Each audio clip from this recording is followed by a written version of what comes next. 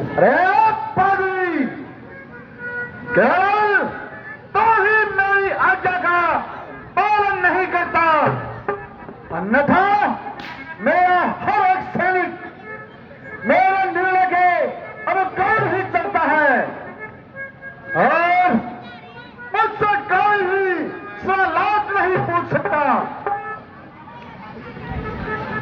क्षमा महाराज, ये तो आपकी भूल है। महाराज, आपके सभी सैनिक स्वार्थी हैं। रोज देख लिया करो, बनाने का कोई जरूरत नहीं। वो अच्छा बुरे का परिणाम भी नहीं सोच सकते। मैं भी सब्सक्राइब कर दूंगा। बस नाम बस सोनू कुमार 8510। आप पद लगाम, कौन सा पैसे लगते हैं? तुझे मालूम नहीं मेरा भी मैं देखा कौन हूँ? कोई ना, मैं यही नाम मैं लंकापति रावण हूँ। रावण कोई ना मैं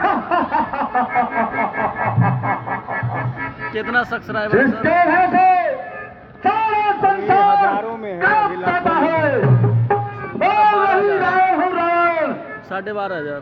कायर, तूने तो राक्षस कुल की शान को मिट्टी में मिला दिया है।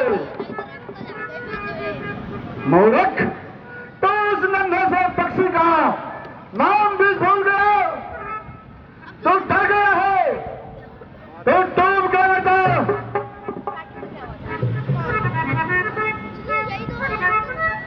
अच्छा अच्छा, मैं तुझे एक और अवसर देता हूं।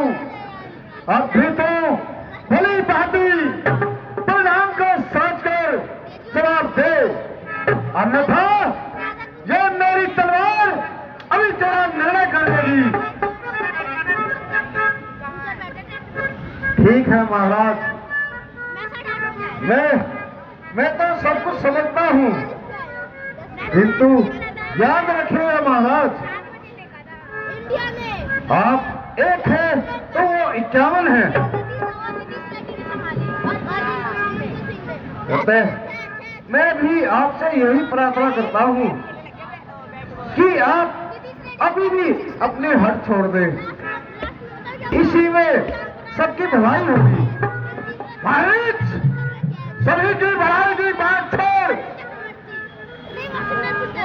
अरे दोस्त, तो ठीक तरह से सोच ले, अन्यथा मेरी इच्छा के विरुद्ध जाएगा तो परिणाम चाहता है।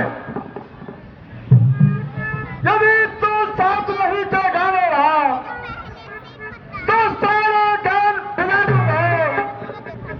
सीता का हरने से पहले जब प्रीत है पहुंचाऊंगा। अफसोस, ये गुनाह गलाए आफत कहां से आ गई? ना तो मैं किसी से झगड़ा कर रहा हूं और ना ही किसी से तकरार, फिर भी ये आ बैल मुझे मार। फंसा फंसा और बुरी तरह से फंसा। दोनों तरफ से मौत है। उधर तो श्री रामचंद्र जी के तीर और इधर इस दुष्ट की तलवार। अरे भाई,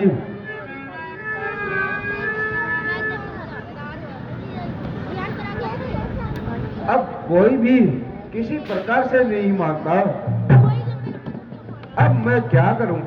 क्या सोच रहा है मारीच? हे शंकर भगवान, आप इस पापी की बुद्धि ठीक कर दो। शायद उससे ही कुछ इनको असर पड़े। तो सही उत्तर दो, क्या सोच रहा है? जरा ठहरिए महाराज, सोच समझकर ही उत्तर दूंगा। आखिर मरना तो मुझे ही है। मरना महाराज कोई साधारण तो बात नहीं है। लेकिन महाराज, फांसी पर लटकने वाले अपराधी से भी कुछ क्षण तो उसको भी दिए जाते हैं। आप मेरे लिए एक क्षण भी नहीं रुक पा रहे। और दुष्ट, यह समय हंसी खेल का नहीं है। सीधे उत्तर दे, अगर मरना ही हो तो सीधी तरह से क्यों नहीं मरता? महाराज, मरती तो सारी दुनिया है, किंतु ये उल्टा सीधा मरना तो आप ही ने सिखाया है। सीधी तरह से उत्तर दे। बोल, तू क्या सोच रहा है? मेरी बात का तू सार्थक उत्तर क्यों नहीं दे रहा? हे लंकापति, भला मैं आपकी आज्ञा कैसे टाल सकता हूं? इतनी तो हिम्मत मुझ में नहीं है महाराज। लेकिन ये बताइए महाराज, बचने का कुछ उपाय भी सोचा है? शाबाश मेरे मामा, शाबाश। तू वीर है, तू तो महावीर है। अगर तुम मेरे साथ हो तो सीता को मैं ऐसे ही भर कर लंका में ले आऊंगा। सुनो, मैं तुम्हें एक तरकीब सुझाता हूं। कुछ समय के लिए हम पंचवटी में छुपे रहेंगे और अवसर पाकर सीता को हर के लंका में ले आएंगे। समझ गए? फिर वही बात महाराज, जरा सोचिए तो महाराज, वो सीता को अकेली क्यों छोड़ेंगे? ऐसा अवसर कैसे आएगा महाराज? हाँ, ये भी मैंने सोच लिया है।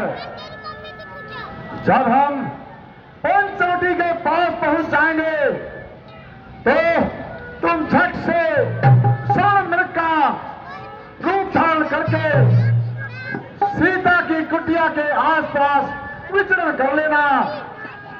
सीता तुम्हें देखकर राम को तुम्हें पकड़ने के लिए अवश्य ही भेजेगी। फिर राम को देखते ही तुम वहां से दूर भाग जाना और सहायता के लिए लक्ष्मण को पुकारना। सीता राम को संकट में जानकर लक्ष्मण को राम की सहायता के लिए अवश्य भेजेगी। बस लक्ष्मण तुम्हारे और राम की सहायता के लिए जाएगा। बस उसी समय मैं सीता का हरण कर लूंगा। समझा? हाँ महाराज, समझ गया। चलिए आइए।